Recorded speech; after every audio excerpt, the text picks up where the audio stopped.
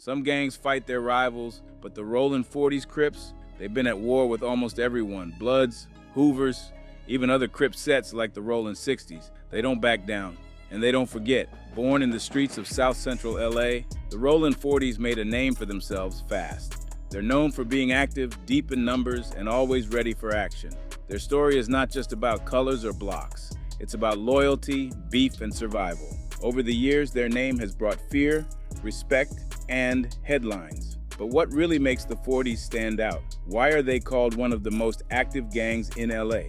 Join us as we step inside the world of blood, rivalry, drugs, and find out. The story of the Crips goes all the way back to the streets of South Central Los Angeles in the late 1960s. A 16-year-old kid named Raymond Washington, still a student at Fremont High School, was the one who started it all. He wasn't some random street punk. Raymond grew up during a time when groups like the Black Panthers were out in the streets, talking about power and control in the black community. He was too young to be a Panther, but the message stuck with him. He liked their militant look, the black leather jackets, the way they walked, how they carried themselves. So he took that energy and gave it a new name on the block. At first, Raymond called his group the Baby Avenues. This was his way of showing respect to an older gang called the Avenues, led by Craig and Robert Munson.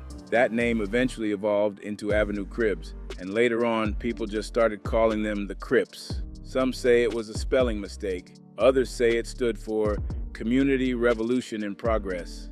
But on the streets, what mattered more than the name was the rep they were building. Raymond started recruiting from his neighborhood near 76th Street. It wasn't about being flashy, it was about protecting their area.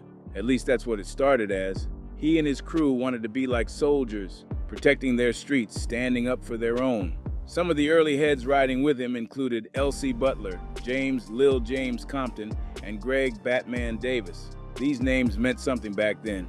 They were the local toughs, the ones you didn't mess with. But the streets don't run smooth for long. That vision of protecting the block quickly turned into street wars. Other neighborhoods didn't want to get down with the Crips. They had their own sets, their own pride, and they didn't want to fall in line. So from 1969 to 1972, it got heated. Fights started breaking out, blocks turned into battle zones. Every hood wanted to hold its own name, and that meant clashing with the rising Crip identity. By 1970, Raymond was making moves outside his turf. He went to Compton and brought in Joseph Salty LeBlanc, Mac Thomas, and Sugar Bear. These guys became the heart of the Compton Crips. Then by 1971, even more heavy names joined. Stanley Tookie Williams, Bobby Big Bob Hawk Creer, and Curtis Buddha Morrow, just to name a few. These weren't just street soldiers, they were the ones shaping the movement, turning it into something bigger. The streets were watching, the violence started to spiral. One story stands out. After the Walnuts shot at Jamel Barnes near Avalon Gardens on 88th Street, he switched sides and joined the Crips for protection. That's how deep things were getting. People weren't just joining for clout, they were joining to survive. Around the same time, Michael Christian was leading the Inglewood Crips. He would later become a famous bodybuilder, but back then, he was in the thick of it. By 1972, things had exploded. Crip sets were growing fast. About 8 to 10 neighborhoods were now flying the Crip flag, and they were making noise. The LA County Probation Department was keeping tabs, and the numbers didn't lie. By 1978, the count had shot up to around 45 Crip neighborhoods. And by 1982, according to LA County Sheriff Deputy Mark Porior, there were 109 Crip gangs across LA County. The streets were saturated. You couldn't drive through South LA without crossing Crip turf. The movement didn't stop there. By the late 1990s, StreetGangs.com reported that 199 Crip gangs were active just in LA County. That's not counting the copycats. Yeah, the Crips weren't just a local thing anymore. They had spread across California, the country, and even overseas. But not all of them were the same. Some of these newer crews were just repping the name. They didn't know the history.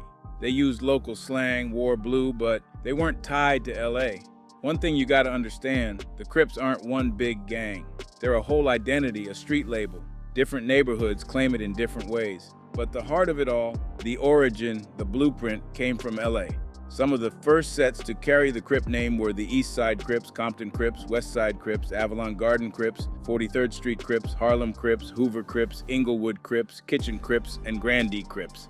And somewhere in that mix came the Rollin 40s Crips, a set that didn't just follow the movement, they became one of the most active, most talked about, and most feared Crip sets in LA. The Rollin 40s Crips. The Rollin 40s Crips, also called the Rollin 40s Neighborhood Crips, or just Rollin 40s, are one of the most well-known and long-standing Crip sets in Los Angeles. Their roots go back to the 1970s, when they first came up in West LA. The 40s fall under two big alliances, the Neighborhood Crips and the Rollin Zeros. These alliances shape everything, from who they're cool with to who they go to war with. Their turf covers a big stretch from Crenshaw Boulevard all the way to Figueroa Avenue, between Martin Luther King Jr. Boulevard and 52nd Street. That's deep in the Southwest Division of LAPD territory. And if you know LA, you know that block is hot, but their name didn't just stay in West LA.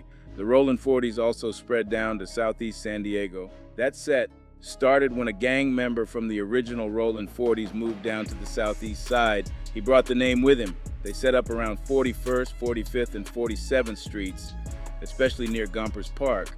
That park on Hilltop Drive is still known as a major hangout for the Rollin 40s in San Diego.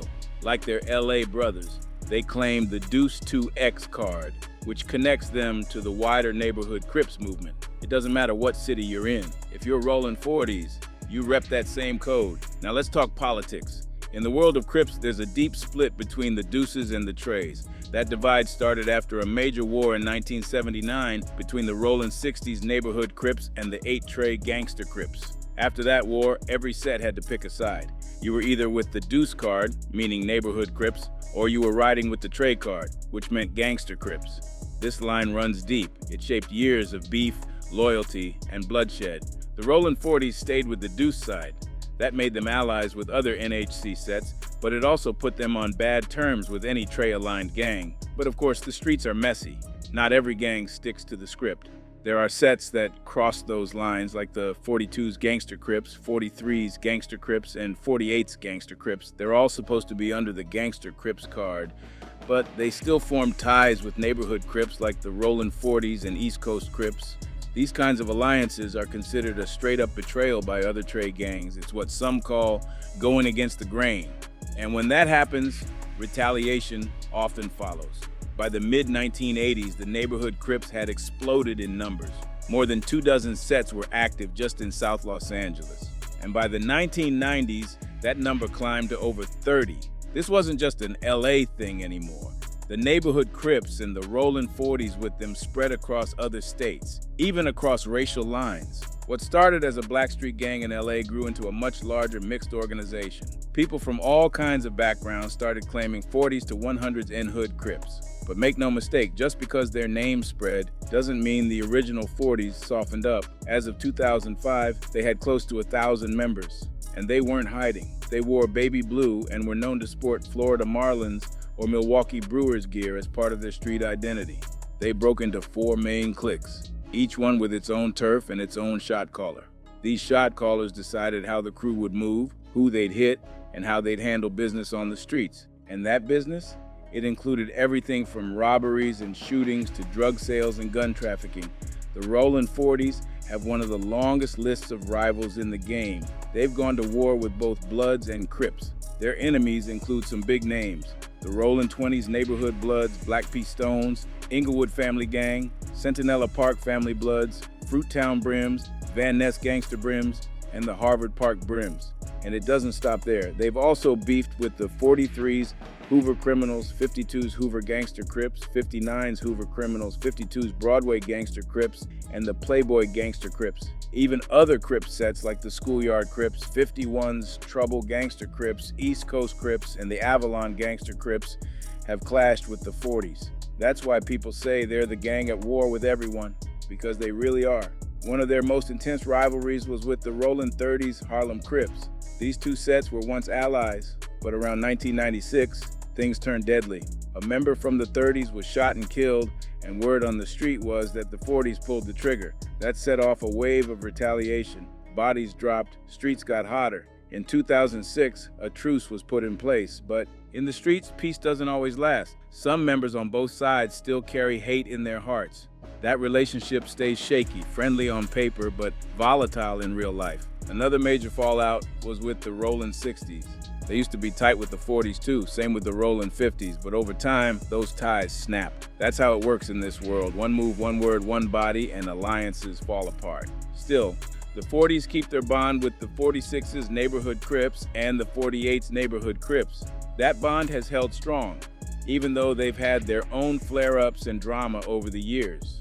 The Rollin 40s have also clicked up with the Raymond Avenue Crips, Rollin 90s neighborhood Crips, Rollin 100s Crips, and all the block Crips. But even inside their own alliance, it's not always smooth. For example, the dark side clique within the Rollin 40s still considers the Rollin 30s Harlem Crips as rivals, no matter what truces are in place.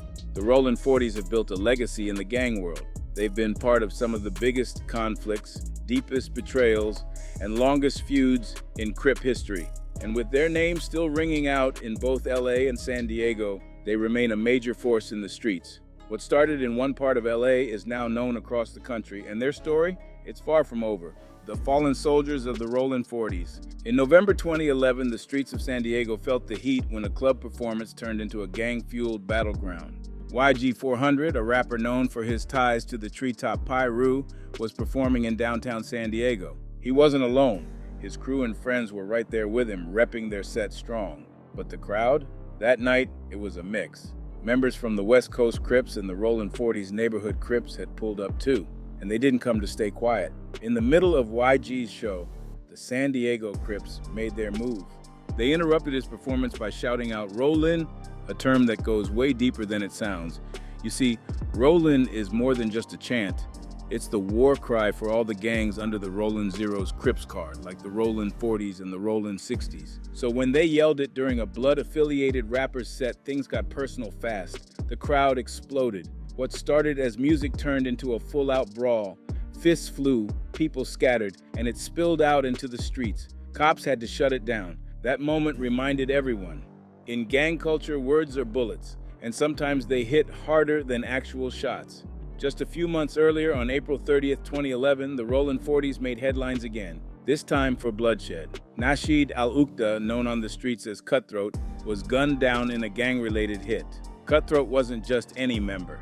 He was respected, known in the streets, and tied deep into the Rollin 40s neighborhood Crips.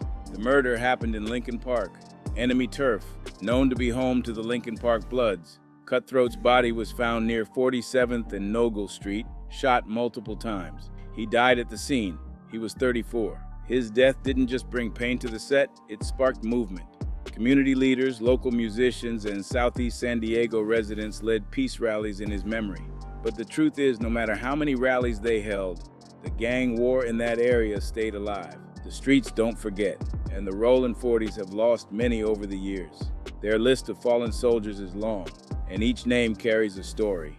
Ernest Creighton was shot 5 times, twice in the head, near Western and Vernon. 2 members from the 76 East Coast Crips, Christopher C. Lock Mathis and Akil Robbins, were convicted in that case. Then there was Joseph 40 Joe Gilbert, stabbed to death at a party in the jungles in South LA, a party that ended in blood.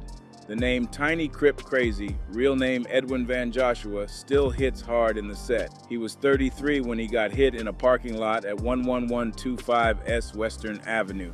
That murder sparked even more drama. His killing is believed to be the trigger for the Rollin 60s Crips rivalry, and the blood didn't stop there. Edward E. Money Walker, just 20 years old, took his own life in 1988 after a shootout with sheriff deputies where Deputy Jack Miller lost his life. The shootout went down on West 55th Street. Some called it a tragedy, others saw it as war. Elijah Vincent Hoodsta Al Phillips was shot in the chest at a shopping center on South Vermont. He didn't make it. Martin Gregory Ironman Brown was gunned down near Limerick Park. And Johnny K.D. Cox was killed just one day before his 32nd birthday, shot down near Vernon Avenue. There's also Arrangi S-Bone Moffitt, found dead on a residential street in Rio Linda, Sacramento County. His body left behind more questions than answers. Names like Tiny Bad Guy 4, Tiny Hardhead, Tiny Rick, Wimp 2, and Lil Taco still come up in street conversations, each one tied to a set that stays in the news, in the music, and in the war zone. Even the women aren't left out.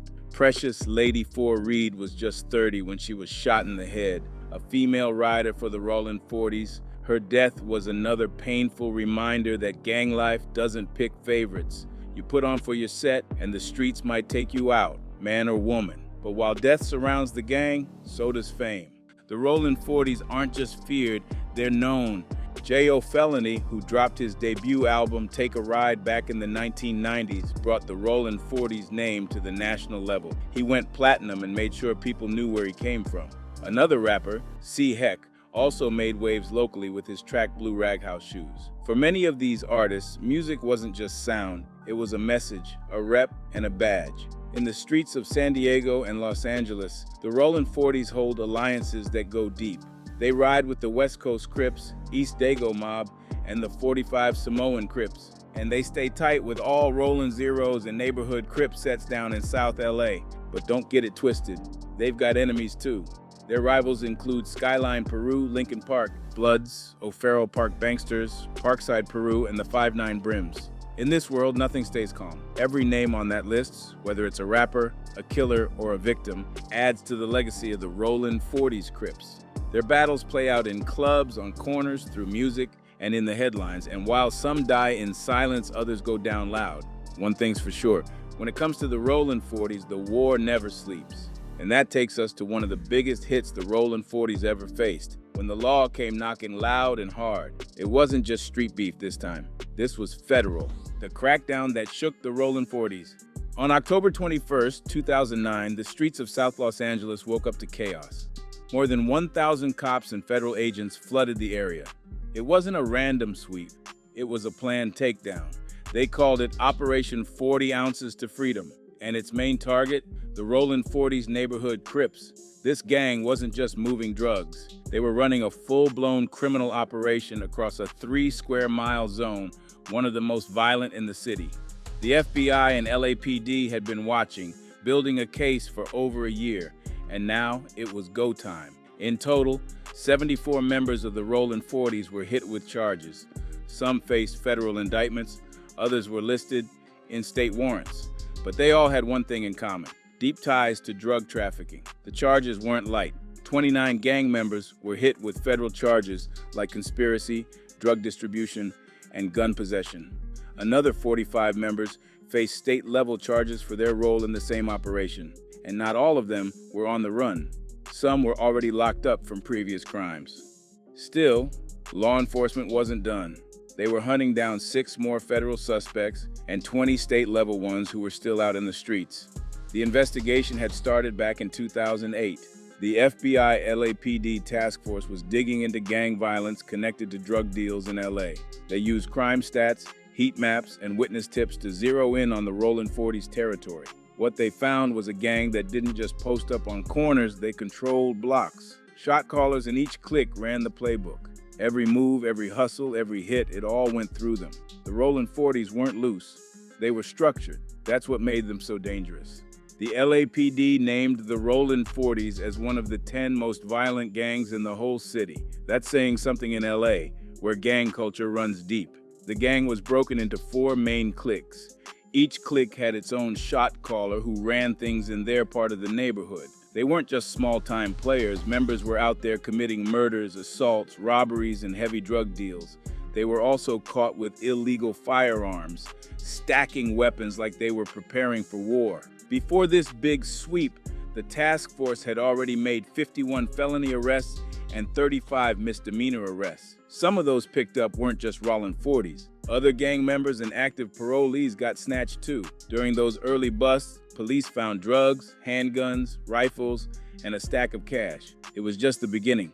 But when the main sweep dropped in October 2009, cops recovered more narcotics and at least 10 firearms. This wasn't just about locking people up. The city attorney's office got involved too. They filed 5 lawsuits against 6 different properties where gang members were selling drugs and stashing weapons. These lawsuits weren't just for show. They aimed to shut those spots down permanently. The city pushed for nuisance abatement orders, demanding the property owners evict tenants involved in gang activity. They even asked for civil penalties and court fees. The message was clear: if you let gang business run on your land, the law is coming for you too. What made this bust different was how deep it went. It wasn't just a street raid, it was a full system attack. Federal sentencing laws kicked in hard. Every defendant in federal court faced a mandatory minimum sentence of 5 years, but for 11 of them, the minimum shot up to 10 years. And if convicted, some of them could face 20 years to life behind bars. That's not just time, that's a lifetime. They didn't get slaps on the wrist, they were facing real time in federal prison. That same afternoon, the ones who were arrested faced their first court appearance in U.S. District Court in Los Angeles. The government wasn't playing around. This wasn't just an LAPD thing. The FBI, the Department of Corrections, the CHP, ICE, the LA County Sheriff, the Probation Department, the Fire Department, even Child and Family Services, all had a hand in this operation. It was one of the largest gang takedowns LA had ever seen. The FBI LAPD Safe Streets Task Force that led this case is one of many across the country. They're funded to help local police fight violent crime, especially gang violence, and in this case, they made their point loud and clear. The Rollin 40s weren't just another set on the block. They were running one of the most active and organized drug networks in South LA, and law enforcement wasn't going to let it slide. But even with the arrests, even with the headlines, the streets never fully calmed down. The Rollin 40s still had numbers, they still had turf, and they still had shot callers. So while Operation 40 Ounces to Freedom shook the set, it didn't wipe them out. As one officer said during the press briefing, "We hit them hard today, but this is a long game." And in gang life, long games mean more violence, more retaliation, and more blood in the streets. But raids and arrests were just one part of the fight. The city wanted more than bodies in jail. They wanted control of the streets. And that's when a different kind of attack began. Rollin 40s versus Rollin 60s, it started with fists, but it didn't end there. For a long time, Crip sets on the west side of South Central kept it solid. Unlike the east side, where Crips often beefed with each other, the neighborhood Crips usually stood together. But on the early morning of Sunday, August 4th, 2013, that unity broke. At an after-hours lounge near 111th Street and Western Avenue, deep in Rollin 100s Crip territory, Crip sets from across LA pulled up.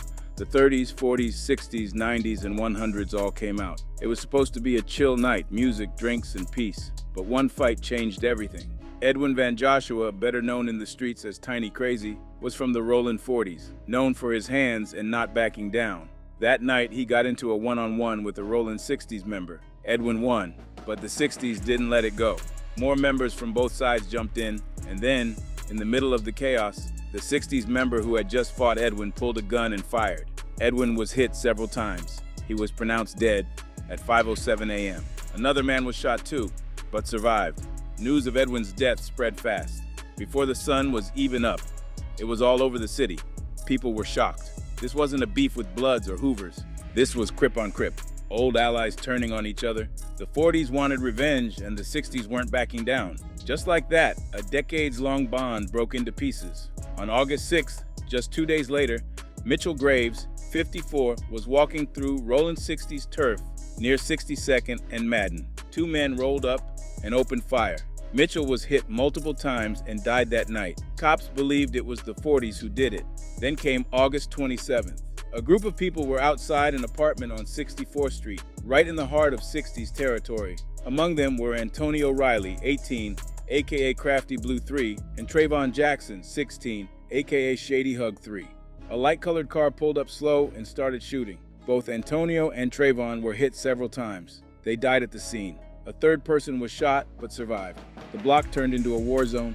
Cops found bullet casings all over the street, and the rumors started flying. At first, some thought it might have been the Inglewood family, the Hoovers, or the A-Tray gangsters, but it wasn't. The truth came out fast. It was the Rollin 40s. And they didn't just do the hit, they took credit for it online. Social media posts went up, mocking the 60s. That's when the disrespect got real, and that's what pushed the war to the next level. People even turned the beef into music. One track took direct aim at the 60s with the line, "We thought the hood was gonna get sick when Shady Hug got whacked." Another said, "I'm Avon, ain't no peace treaty, we still CK." These weren't just songs, they were street threats, coded messages blasted through speakers. Other sets like the Rollin 30s, 50s, 90s, and 100s stayed out of it. They didn't want any part of a family war, and both the 40s and 60s respected that. But that didn't stop the blood from spilling. And then, in the middle of it all, came Ronaldo Reeser and Gary Dorton, two men who tried to bring peace to the same streets they once bled on. In the streets of South Los Angeles, Gary Twin Dorton was once feared and respected. A leader in the Rollin 40s Crips, he lived the life that many only hear about in rap lyrics or see in headlines. He carried a gun like it was part of his uniform. Like lacing my shoes and putting a belt on, I had to put a gun on. That was the way of life, he told the Los Angeles Times in a 2017 interview.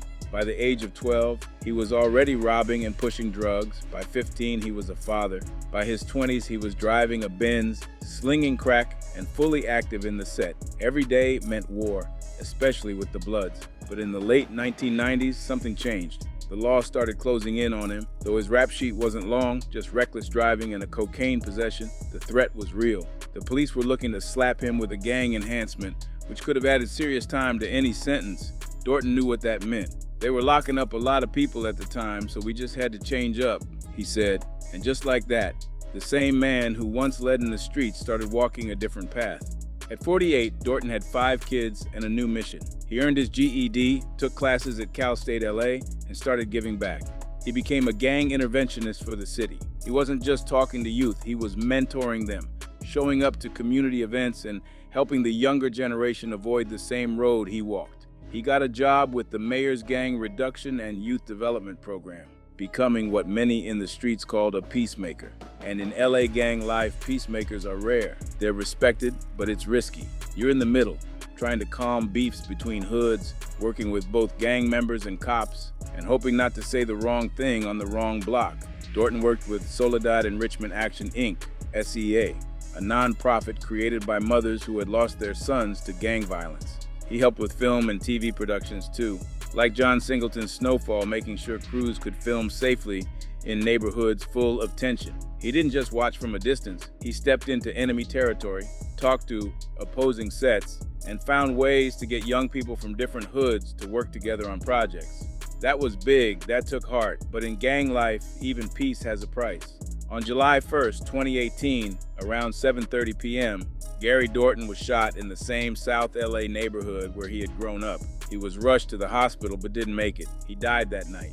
The spot, the 4,500 block of South Van Ness Boulevard. It wasn't just any street, it was the very street he was raised on. And that's exactly why he stayed. His grandmother, Eula Montgomery, told the LA Times, "I always tried to get him to move out of the community, but he loved that community." You could always find Gary on that street where he was raised and born.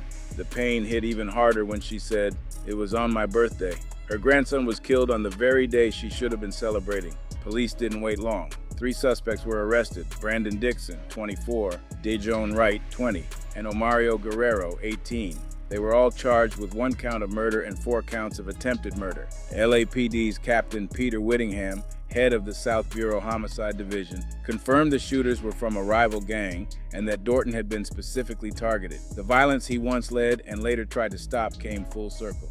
His funeral was like no other. Gang members from all over LA showed up. Even rival sets, including Bloods and Hoovers, paid their respects. Representatives from Mayor Eric Garcetti's office were there too. That's how much impact Dorton had. He wasn't just another ex-gang member. He was a man who had done the impossible. He changed, and then he helped others change. C released a statement that said it all. His death is tragic, but his life was a marvel. His was a story of redemption. He managed to turn his life around in ways that few people, even those with many more resources and privileges than he ever had, could do. Through his strength and perseverance, he saved himself, and then he dedicated his life to saving others. His is a life that, even as we mourn, should be celebrated. Always. Dorton's story hit the streets hard because it wasn't clean or perfect. It was real. He wasn't pretending to be someone he wasn't. He had lived that gang life fully, but he also found the strength to walk away from it. And that's not easy when your whole identity, your name, your past, everything is tied to a set like the Rollin 40s. He had once said, "I got tired of fighting those cases and all that. I said, well, I've got to change, got to go to work, got to go back to school, start doing things like trying to keep it productive." And he did exactly that. But the streets don't always forgive. Even peacemakers carry their past with them. As the Los Angeles Times put it, you can never leave it behind. That's the cold truth. Even when you leave the gang doesn't always leave you. Dorton's life was a reminder of what's possible. His death was a reminder of what still needs to change. And for the Rollin 40s and every other set watching, his story lives on as both a warning and a legacy. When the city moved to shut down the Rollin 40s, it was the Los Angeles City Attorney's Office, And they weren't showing up with handcuffs. They came with paperwork, civil lawsuits, legal power. The city was pushing for a gang injunction, a court order designed to choke off the gang's power, one street, one rule at a time. This wasn't new. The LAPD had already ranked the Rollin 40s as one of the 10 most dangerous gangs in Los Angeles way back in 2007. Their name had weight, and not in a good way. This new move by the city attorney was meant to hit them where it hurt, in their own turf. City Attorney Rocky Delgadillo made it clear.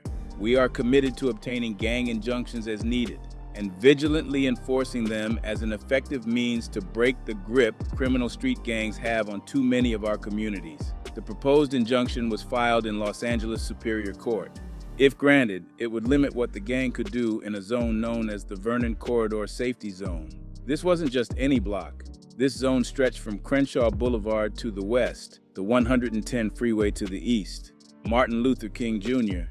Boulevard to the north, and 52nd Street to the south, right in the heart of Rollin 40s territory. And it didn't stop at the streets. The city also wanted to ban gang members from Vermont Square Park, located at 47th Street and Budlong Avenue, a known hangout for the set. The terms of the injunction were strict. Gang members couldn't hang out together in public. They couldn't block streets or alleys, trespass on private property, or be caught with drugs, weapons, or even graffiti tools. On top of that, there was a 10 p.m. curfew. Break it and you'd be locked up. The message was simple. If you rep the 40s, stay out of sight or pay the price. Deputy Chief Charles Beck, who later became LAPD chief, backed it fully. He said, "This injunction will have a tremendous impact on the safety of the community and the lives of the citizens who live within the safety zone." But the city didn't stop at basic restrictions. They wanted to dig deeper into gang life and cut it off at the roots. The injunction also went after the gang lifestyle itself. It banned members from using cell phones to set up drug deals or carry out any illegal activity. They couldn't wear Rollin 40s gang apparel, jewelry, or anything that showed off the set. They weren't allowed to throw gang signs in public or be part of any loud music, parties, or noise tied to gang activity. It was about control, and the city wanted full control of the streets. The lawsuit didn't come out of thin air. It was backed by statements from law enforcement and community members, all pointing to years of criminal activity by the Rollin 40s. Along with the 46's hustlers and the 46's neighborhood Crips, the 40s were known for pushing rock cocaine and marijuana, using lookouts and cell phones to stay ahead of the cops. They'd even use minors to do dirt, knowing younger kids could get lighter charges. That made them harder to catch and even harder to shut down. But the crimes went way beyond drug deals. This set had a reputation for armed robberies, assault, attempted murder, grand theft, witness intimidation, felony battery, and drive-by shootings. Between 2005 and 2006 alone, LAPD reports showed 31 homicides, 1,057 aggravated assaults, 422 shots fired, and 1,002 robberies, all linked back to the Rollin 40s. That kind of violence didn't just happen. It was organized, controlled, and that's why the city wanted it stopped. The city had used gang injunctions before, and with results. These orders weren't just words on paper. They came with sentencing enhancements. That means if a gang member broke the injunction, they didn't just face a regular charge, they got extra time. Gang enhancements on recent cases had landed members between 270 and 725 days in jail, and they weren't getting out early. Through a deal with LA County Sheriff Lee Baca, any gang member caught violating the injunction would serve their full sentence. No breaks. City Attorney Delgadillo wasn't stopping there. He had a full anti-gang plan lined up. His office helped push laws like Assembly Bill 1031, which gave prosecutors the power to evict tenants with illegal weapons or ammunition. And Senate Bill 271 allowed city attorneys to sue gang members and take their assets. These bills had already been signed into law by Governor Schwarzenegger. That gave the city even more power to hit gangs where it hurt, money and home base. Other laws were lined up too. SB 989 would add hate crimes to the gang terrorism law. AB 268 would let the court use out-of-court statements if a gang tried to scare witnesses. SB 844 would add more time to sentences for gang crimes near schools. And AB 1033 aimed to make gang recruitment of minors a criminal offense. Every piece of this puzzle was meant to corner gangs like the Rollin 40s from every angle. Since Delgadillo took office in 2001, he had made gang injunctions a go-to move. He didn't use a one-size-fits-all approach either. Each injunction was tailored to the gang, the turf, and the crimes. Under his watch, the number of injunctions grew from 8 to 33, covering 50 gangs across 61 square miles in Los Angeles. And it made a dent. LAPD reports showed a 33% drop in gang membership since 2001. That's not just a stat. That's fewer people joining, fewer streets controlled, fewer bullets flying. The preliminary hearing for the Rollin 40s injunction was set for January 29, 2008 in Department 85 of the LA Superior Court. What started as a set from the west side was now being squeezed hard from all sides. Police, feds, city lawyers, and the courts. And for a gang that once ruled its blocks loud and proud, the city was making it clear. Those days were numbered. And while the system was working to shut the Rollin 40s down from the outside, one of their own was trying to change things from within. That man was Gary Twin Dorton, a shot caller turned peacemaker whose journey showed a different kind of battle. Rollin 40s Crips, recent cases. In November 2020, 2 more members of the Rollin 40s Crips in Nashville were hit with serious time behind bars. The feds weren't letting up. These new sentences were part of a larger case that had already taken down multiple gang members linked to drugs, guns, and street violence. The U.S. Attorney's Office confirmed it. 17 members of the set had been charged, and most were either already sentenced or waiting to be. Ricky Brown, age 44, was one of them. Just the day before the announcement, he got 12 years in federal prison. The charges? Being a convicted felon, caught with a gun and dealing cocaine near a college campus. Not only was he still on parole when he did it, but he had also sold firearms twice to an undercover informant back in May and June of 2018. And when officers searched his home during a parole check, it got worse. Inside, they found over 370 grams of cocaine, along with digital scales, cash, and weed. What made it even more serious was that his home was close to Meharry Medical College, and there were children living in the house. That added heat to the charges. In May 2020, Brown pleaded guilty to possession with intent to distribute. Another Rollin 40s member, DeAndre Bridges, age 32, also from Nashville, was sentenced that same week. He got 9 years in prison for drug distribution. Back in February 2018, MNPD officers pulled over a car for a traffic stop. Bridges was in the passenger seat and tried to run, but they caught him. Inside the car, cops found heroin, cocaine, marijuana, pain pills, and digital scales, all pointing to drug dealing. But that wasn't his only move. A few months earlier, in November 2017, Bridges had sold 24 grams of crack cocaine to another informant. He pleaded guilty in June 2020. Just before these 2 cases, Lorenzo Shelton, age 38, had already been sentenced to 30 years in prison. That was after a full 4-day trial. Shelton was convicted of dealing over 100 grams of heroin, being a felon with a gun, and using that firearm during a drug crime. And just like the others, he was already on parole for past trafficking cases when he got caught again. These weren't isolated charges. They were part of a long-running investigation led by ATF, the Metropolitan Nashville Police, and the Tennessee Department of Correction. The goal? Bring down the Rollin 40s Crips in Nashville.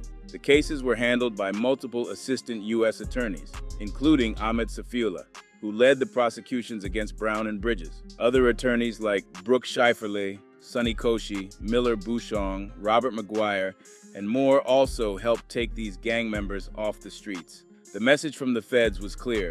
You run drugs and guns, you're going to prison. Today, the Rollin 40s Crips are still considered one of the most active sets in Los Angeles, though their presence isn't as loud as it once was. The community remains divided. Some fear them, others remember members like Gary Dorton who tried to change the narrative. Gentrification has started to chip away at the territory, with new developments moving in and longtime families moving out. But that doesn't mean the set has disappeared. Younger members are still out there, some continuing the legacy, while others quietly drift away from the life. City programs like Grid and C are pushing for change, helping former gang members find new paths. But the streets don't forget, and as long as cycles of poverty, violence, and retaliation remain, so will the struggle between those holding on and those trying to let go. The future of the Rollin 40s is still being written. Do you think gangs like the Rollin 40s can ever truly disappear, or will the streets always find a way to keep them alive? Let us know what you think in the comments box below. And if you liked how we presented you this video, hit that like button and make sure to subscribe for more.